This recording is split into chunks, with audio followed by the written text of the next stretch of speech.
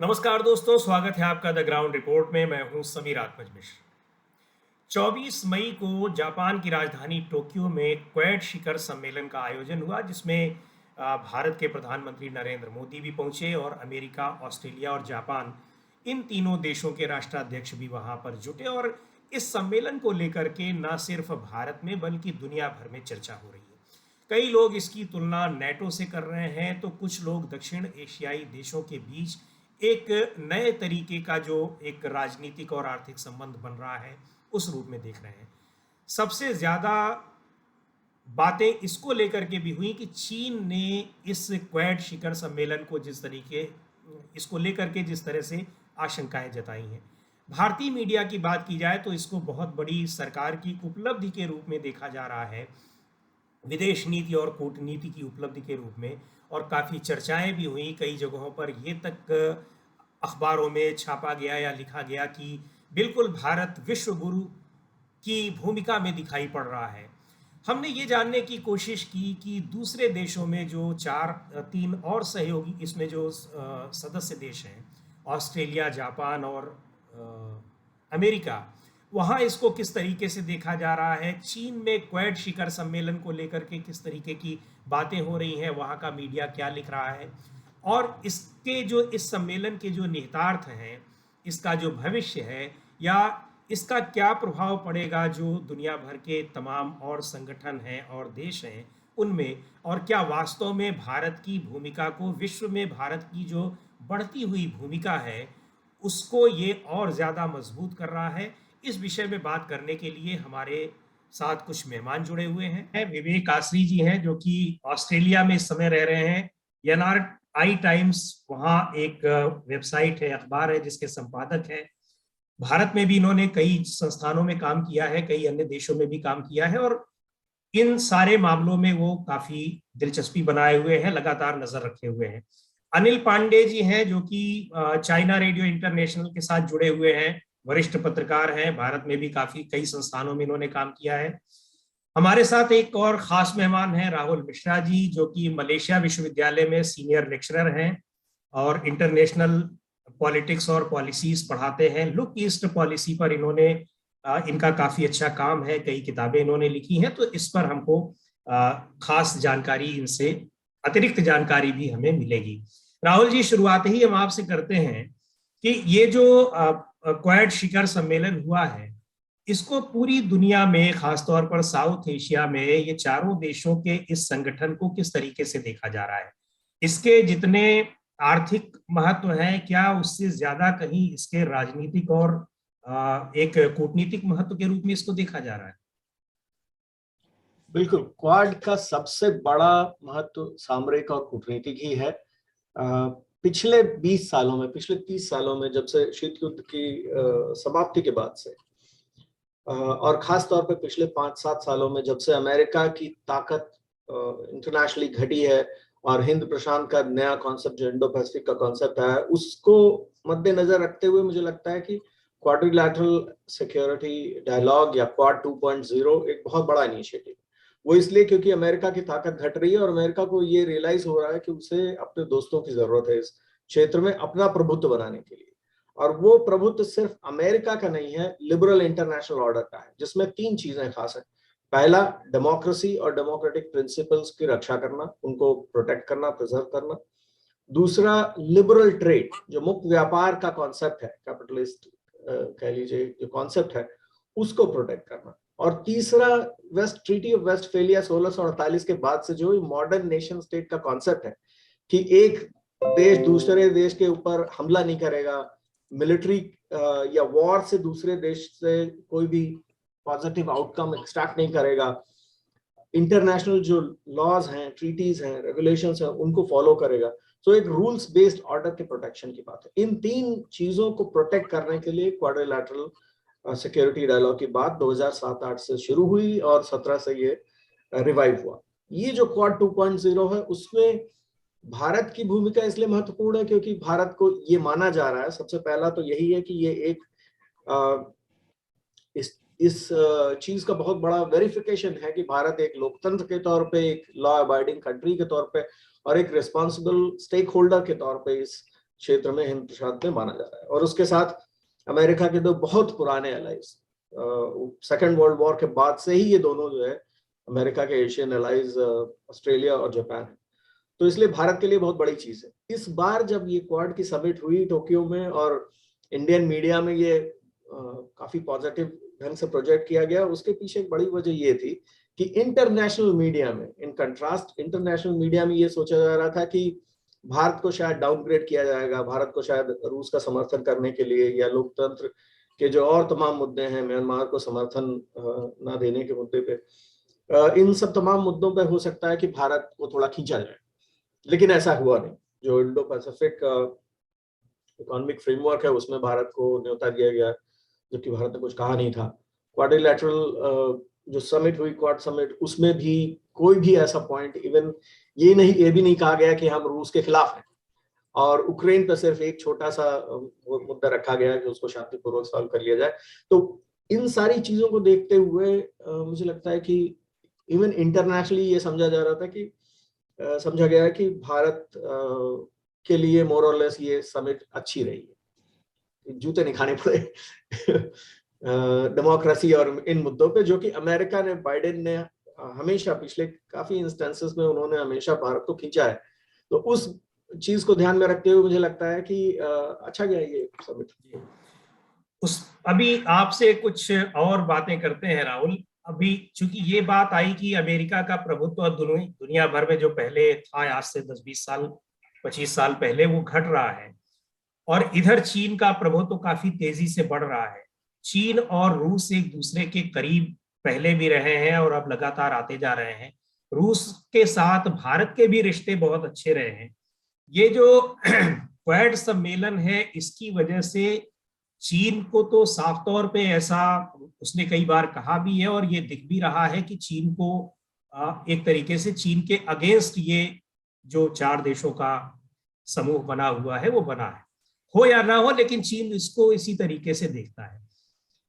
और चीन की रूस से मित्रता इस बीच जब बढ़ेगी तो आपको क्या लगता है कि ये भारत और रूस के बीच जो संबंध है, क्या वो प्रभावित होंगे, बावजूद इसके कि भारत ने यूक्रेन युद्ध में भी रूस का पक्ष एक तरीके से बनाए रखा अपने साथ में?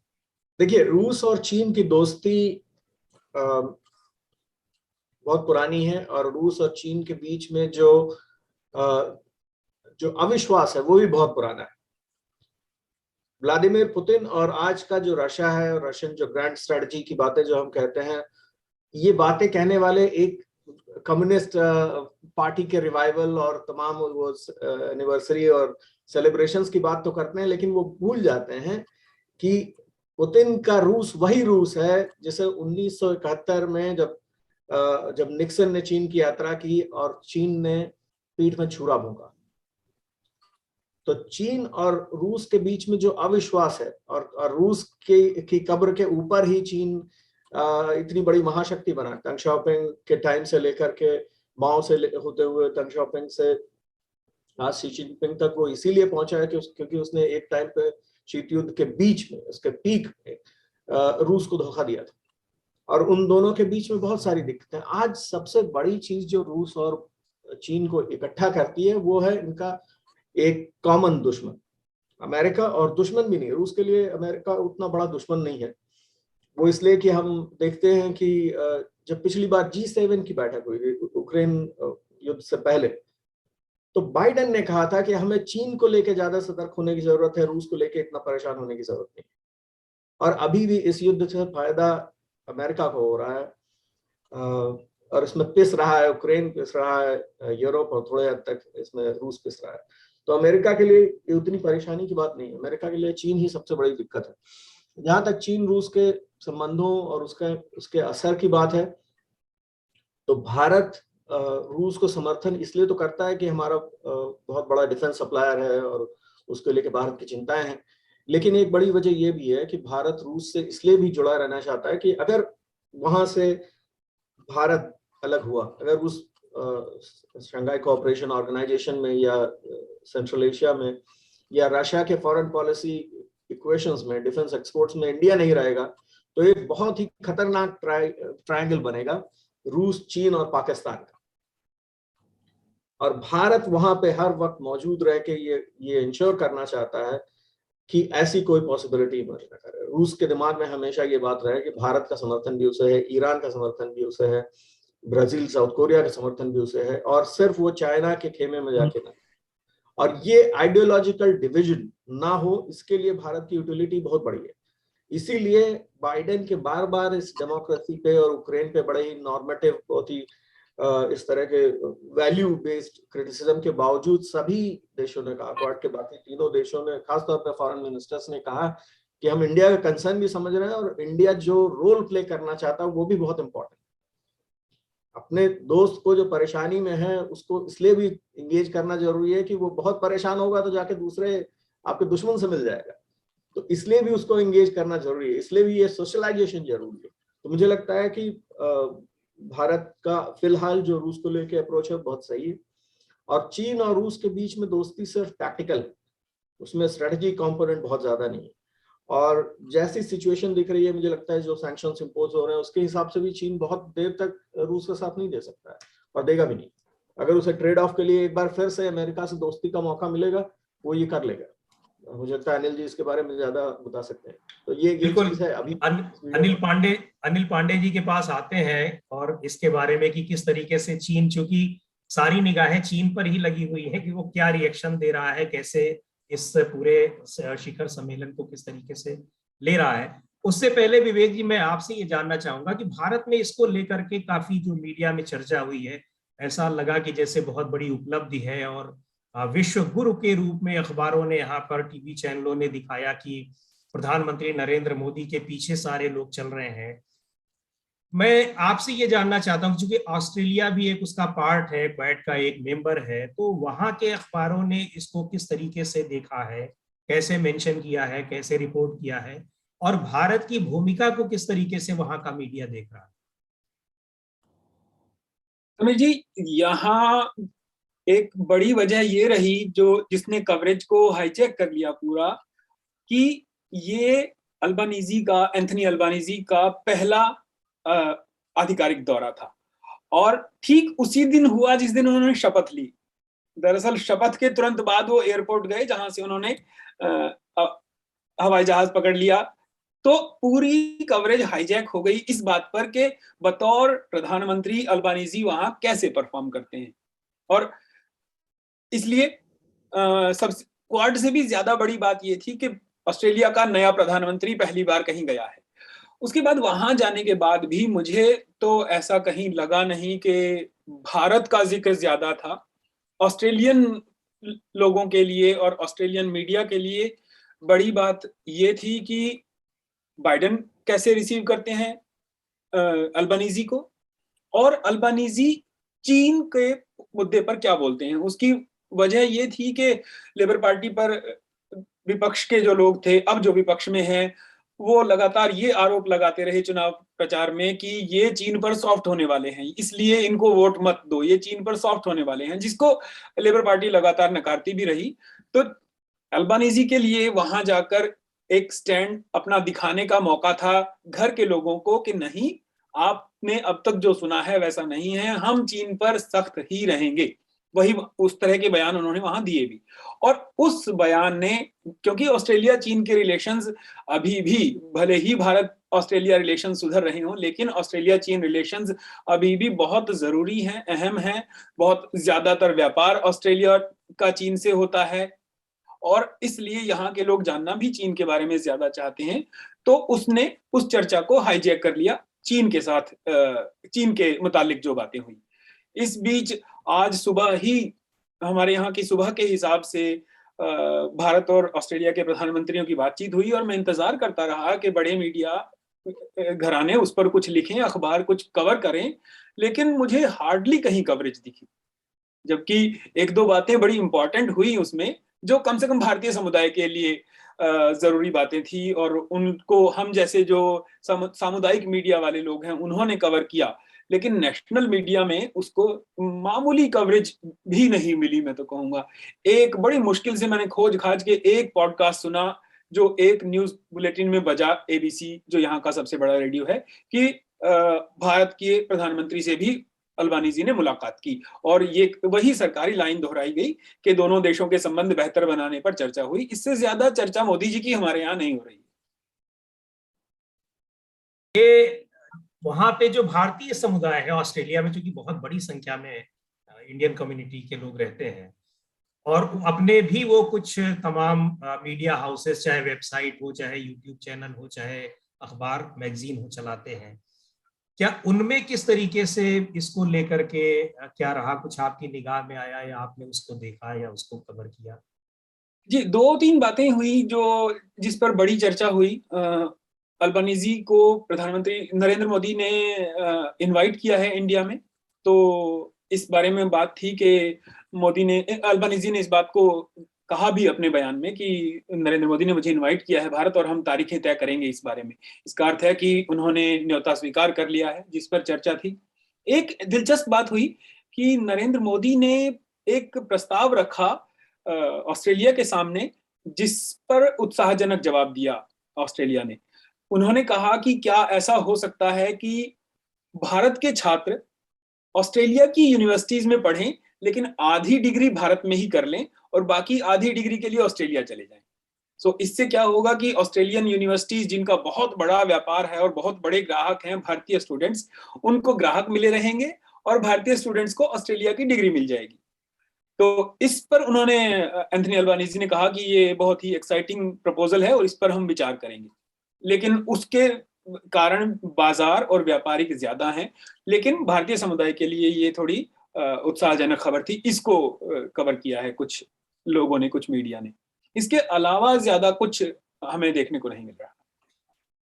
अनिल पांडे जी, चूंकि बहुत लोगों की दिलचस्पी इस बात में है भी कि चीन ने किस तरीके से रिएक्ट किया है, बहुत सारी बातें आई भी हैं यहाँ पे इंडियन मीडिया में, जो लोग कवर करने गए थे उन्होंने भी बताया है, और बहुत सी चीजें छपी हैं। लबोलुआब ये जो हम लोगों की जानकारी में है कि चीन की पूरी नजर इस पूरे सम्मेलन पर है और वो बहुत इसको अपने प्रति एक तरीके से सशंकित भाव से देख रहा है।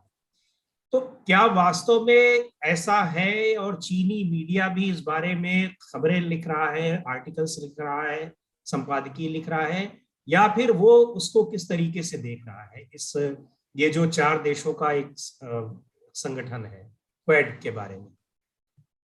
देखिए समीर भाई, चीन की ओर से शुरुआत से ही, जब से क्वाड को दोबारा से पुनर्जीवित करने की बात हुई, और साल 2 साल पिछले साल की बात है जब ज्यादा ये चारों देश सक्रिय हुए, तो चीन ने यहाँ पर चीनी मीडिया में उसका मजाक उड़ाया गया कि पहली बार तो कुछ हुआ नहीं और अमेरिका द्वारा कुछ किया गया नहीं था, लेकिन अब अमेरिका क्योंकि उसकी विश्व में शक्ति खत्म हो रही है और विश्व में उसका वो प्रभाव नहीं रहा है, तो उसे पुनर्जीवित करने के लिए, उसे फिर से रिवाइव करने के लिए अमेरिका एक तरह से हमारे बैकडोर पर आ रहा है और ये सब कोशिश हो रही है। और इसके अगर हम थोड़ा पीछे जाएं तो हमने देखा कि अमेरिका और चीन के बीच जो यहाँ पर ट्रेड वॉर था ट्रंप के समय में, बहुत खतरनाक स्तर पर पहुंच गया था। वहां दोनों ओर से एक दूसरे पर पाबंदियां लगाई जा रही थी।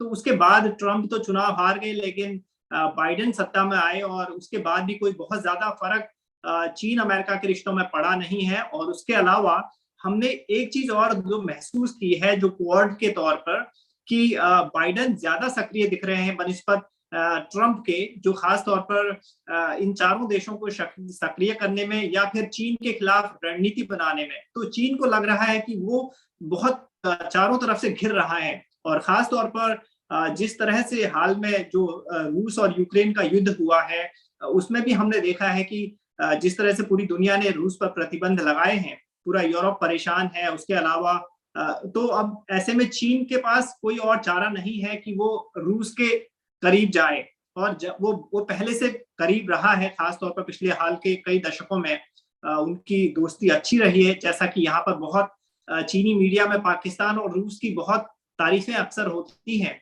तो अभी भी रूस को लेकर उनका बहुत मजबूत समर्थन है, और वो यहाँ पर एक तरह से कहूं कि रूस के खिलाफ कुछ भी बोलना नहीं चाहते हैं, भले ही उनके मन में शायद रूस के लिए कोई आशंका हो या कोई चिंता हो।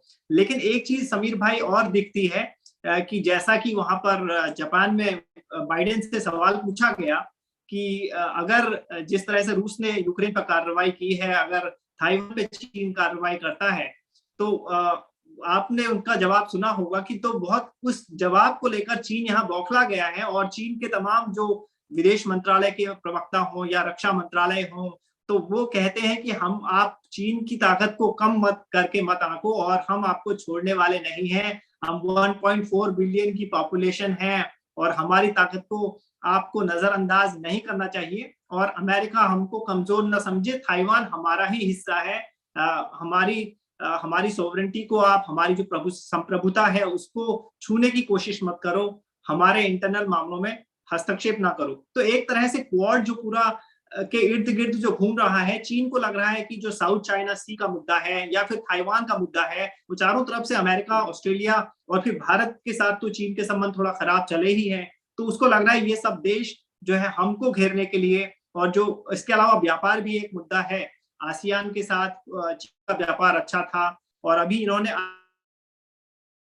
IPEF जो उन्होंने घोषणा की है कि हिंद प्रशांत आर्थिक ढांचा शुरू करने की, अमेरिकी प्रेसिडेंट ने, तो उसके बाद यहाँ पर चीन ने एक, समीर भाई, बड़ा इंटरेस्टिंग स्टेटमेंट दिया है। उसको मैं बताऊंगा कि यहाँ चीनी मीडिया ने बोला है, अमेरिका द्वारा खाली हाथों से भेड़िया पकड़ने वाली योजना है। मतलब आपके पास कुछ नहीं, आप भेड़िए को पकड़ने जा रहे हो। तो एक बिल्कुल कह रहे हैं कि चीन के खिलाफ साजिश है, और ये सफल नहीं होने वाली है। जो यहाँ का स्टेट मीडिया और जो यहाँ पर आम तौर पर चीन की जो लोग यहाँ पर समझ रहे हैं। अनिल जी, एक चीज मुझको बताइए, चूंकि अमेरिका को लेकर के तो चीन और अमेरिका में कंपटीशन की अब भावना है ही, पिछले काफी समय से चल रही है, और अमेरिका भी आशंकित है कि वो चीन की महाशक्ति के रूप में जिस तेजी से उभरा हुआ है, इस क्वाड सम्मेलन को लेकर के चीन अमेरिका की जो भूमिका है उसकी ज्यादा चर्चा है, या पड़ोसी देश भारत की जो जिस तरीके से वहां भूमिका है, जिस तरीके से बहुत ही प्रोएक्टिव रूप में इंडिया भी दिखाई पड़ रहा है, उसको लेकर के चर्चा है? इनमें से दो में से किसको लेकर के वहां के लोग ज्यादा सोच रहे हैं, या वहां का मीडिया ज्यादा सोच रहा है, या वहां पॉलिटिकली इनकी जो चर्चा है? यहाँ पर जो है बिल्कुल क्वाड में जो अमेरिका की भूमिका है, मुझे लगता है हर कोई देश अपने हित, अपने राजनीतिक या अपने व्यापारिक हितों को लेकर, या फिर अपनी जो उनके आंतरिक मामले हैं उसको लेकर ही चिंता ज्यादा करता है। और उनको लगता है, यहाँ पर चीन को ये एहसास है कि अमेरिका का जो स्तर है यहाँ पर आने से बढ़ जाएगा, उसकी मजबूती उसको मिलेगी। तो इनकी चिंता अमेरिका को लेकर है। तो अमेरिका की दादागिरी यहाँ पर जो बात कर रहे हैं ये, और ये बोल रहे हैं कि अमेरिका को इस तरह से नहीं करना चाहिए, और ये सब भारत को लेकर तो बहुत नहीं के बराबर, कुछ ऐसे कोई खास चर्चा नहीं है और क्वाड में। लेकिन हाँ, जरूर है कि भारत ने हिस्सा लिया है।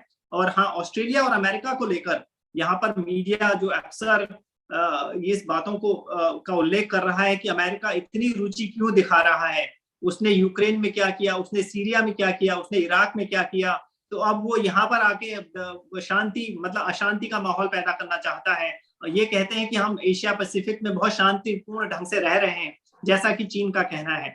तो इनको बहुत, एक तरह से मैं कहूँ कि चीन और अमेरिका की प्रतिद्वंदिता क्वाड के बाद और ज्यादा बढ़ने वाली है। ये हमको और बहुत रुचिकर आने वाले दिनों में कुछ इंटरेस्टिंग चीजें देखने को मिलेंगी। समीर भाई, एक चीज और आपसे जानना चाहूंगा कि यहाँ पे आपने भी, चूंकि इंडियन मीडिया को लगातार फॉलो करते ही होंगे, बहुत सी तस्वीरें, खासतौर से वो जो सीढ़ियों से उतरते हुए तमाम राष्ट्राध्यक्षों, राजनयिकों के साथ प्रधानमंत्री नरेंद्र मोदी की तस्वीर वायरल हुई। उसके अलावा जो बाइडेन के साथ एक कुछ वीडियो वायरल हुए। यहाँ के मीडिया ने उसको ये दिखाने की कोशिश की कि बिल्कुल विश्व गुरु की भूमिका में भारत खड़ा है। कई अखबारों ने तो उस तस्वीर को लिखते हुए कैप्शन भी लिखा इस तरह से। तो क्या ये जो विश्व गुरु की भूमिका में भारत दिख रहा है, इसको लेकर के चीनी मीडिया या चीन के लोग आशंकित नहीं है कि भारत की भूमिका किस तरीके से व्यापक होती चली जा रही है? नहीं, मुझे लगता है कि रूस को ये समझ आता है, खासकर हाल के दिनों में जो रूस के साथ रिश्तों को लेकर जिस तरह से भारत ने अपनी प्रतिक्रिया दिखाई है, जिस तरह से एक तरह से कहा गया कि इंडिपेंडेंट फॉरेन पॉलिसी इंडिया की है, और हमने यूक्रेन मुद्दे पर वेस्ट का साथ नहीं दिया। तो उसके बाद भारत को विदेश मंत्री वांग यी सीधे कुछ ही दिनों में भारत पहुंच गए और उनको लगा कि भारत हमारे खेमे में आ सकता है, तो इसकी कोशिश चीन द्वारा की गई, लेकिन भारत की ओर से थोड़ा सा उनको एक तरह से स्नब किया गया। यहाँ तक इंडिया में खबरें आई कि शायद वो पीएम मोदी से मिलना चाहते थे, उसकी उनको वहां पर परमिशन नहीं दी गई। तो मैं कहूं कि एक तरह से जो है चीन को लगता तो है भारत की स्थिति मजबूत हो रही है, लेकिन चीन इस बात को भी समझता है कि इतना भारत के जो आंतरिक मुद्दे हैं, भारत के पास के सामने तमाम चुनौतियां हैं, तो उसको लेकर चीन को लगता नहीं है कि वो इसके लिए एक बहुत बड़ा खतरा है, सिर्फ सीमा अगर मुद्दे को हम छोड़ देते हैं तो।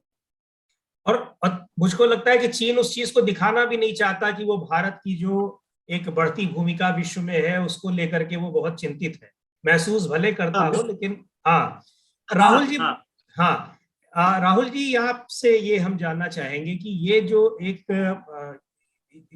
जो नए रिलेशंस बन रहे हैं उनको देखते हुए आपको क्या लगता है कि, और उसकी तुलना भी हो रही है कि स्क्वाड को कुछ लोगों ने एशिया के नेटो के रूप में भी देखा है, चर्चा की है, कई जगहों पे लिखा भी है कुछ लोगों ने, तो कहाँ से आपको ये जो दोनों की तुलना की जा रही है नेटो की और क्वाड की, ये तुलना के पीछे क्या आधार आपको दिखाई पड़ रहे हैं, या फिर यूं ही लोग कर रहे हैं, इसका कोई बहुत मतलब नहीं?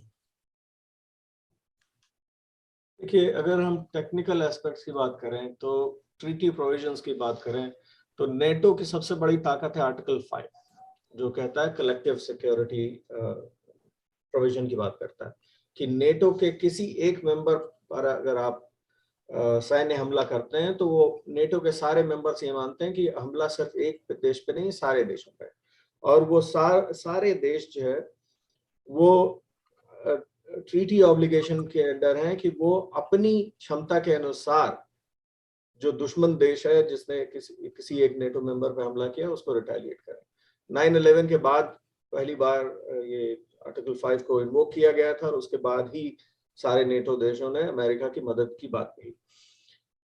जहां तक क्वाड का सवाल है, इसमें कोई ट्रीटी प्रोविजन नहीं है, पहली बात। दूसरी बात है कि कलेक्टिव सिक्योरिटी की कोई बात नहीं है, और अगर ऐसा होता तो डोकलाम में ऑस्ट्रेलिया, जापान और अमेरिका की सेनाएं मौजूद होती, तो ऐसा नहीं है।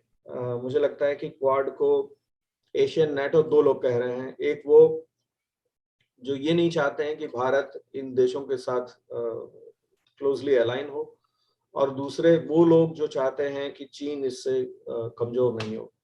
सो दोनों स्थितियों में वही लोग हैं जो इस कंसोलिडेशन को नहीं चाहते हैं। तो मुझे लगता है कि ये एशियन नेटो बिल्कुल नहीं बनने जा रहा है, ये एक लूज फ्रेमवर्क रहेगा, लूज सिक्योरिटी फ्रेमवर्क रहेगा। देखिए, एक बहुत इंपॉर्टेंट चीज है, इंडिया कभी भी पिछले 70 सालों में इंडिया कभी अमेरिका के साथ या किसी भी मिलिट्री ग्रुप के साथ अलाइन नहीं हुआ।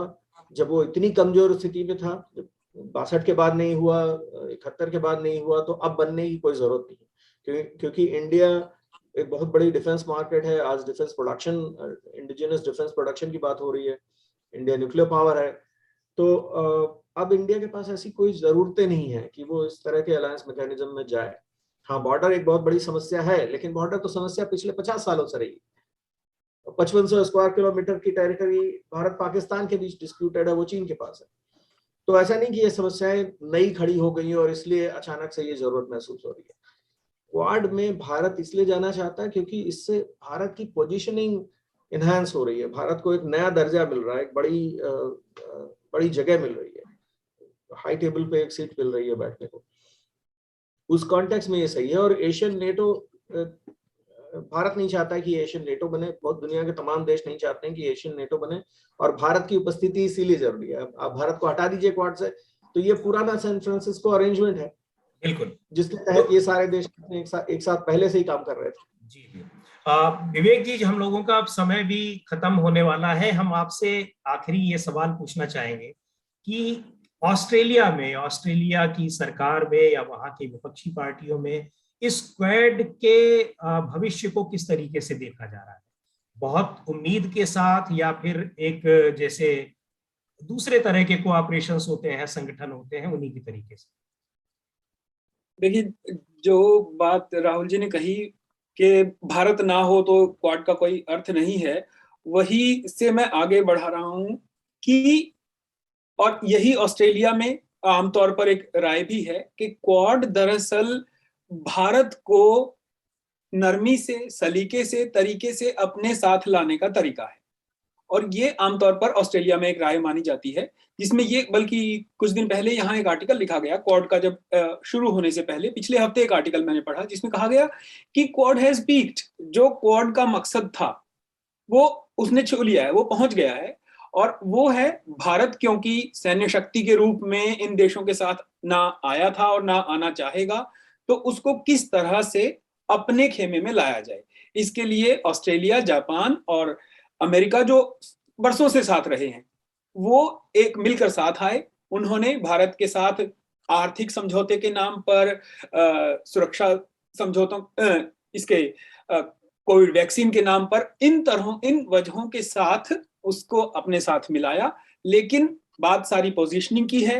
ये तीनों देश मिलकर, क्योंकि भारत की जरूरत है चाइना की वजह से दूसरे देशों के साथ गठबंधन करना, इसलिए इन देशों ने एक तरह का गठबंधन बनाकर भारत को अपने साथ लाने की कोशिश की है। और ऑस्ट्रेलिया में उसको इसी तरह देखा जाता है कि भारत ऑस्ट्रेलिया के लिए बहुत अहम है, इसलिए क्वाड में भारत का होना बहुत जरूरी है और भारत के लिए ही क्वाड बना है, यही माना जा रहा है। और उसका मकसद ऐसा प्रतीत होने लगा है इस बैठक के बाद, क्योंकि बहुत ज्यादा हो रहा है।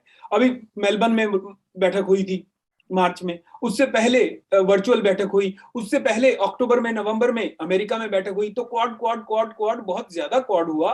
तो यहाँ बातें होने लगी कि हैज क्वाड पीक्ड, जो इसका मकसद था। इसका मकसद क्या था? भारत और ऑस्ट्रेलिया के बीच समझौता हो गया, व्यापार समझौता हो गया, और जिसकी ऑस्ट्रेलिया को जरूरत है, क्योंकि चीन के साथ उसके संबंध खराब चल रहे हैं। अमेरिका और भारत के बीच जो व्यापार समझौते होने थे, जो रक्षा समझौते होने थे, वो हो रहे हैं। अमेरिका ने जो ऑफर किया भारत को रक्षा समझौतों के मामले में, भारत ने उस पर विचार करना शुरू कर दिया है। तो कुल मिलाकर भारत को अपने खेमे में लाने की, सॉफ्ट तरीके से, नरमी से, प्यार से बहलाकर लाने की जो कोशिश है, वो मेरे ख्याल से यहाँ आम राय है कि इसलिए क्वाड का इस्तेमाल किया जा रहा है और वो क्वाड अपना पर्पस पूरा कर रहा है।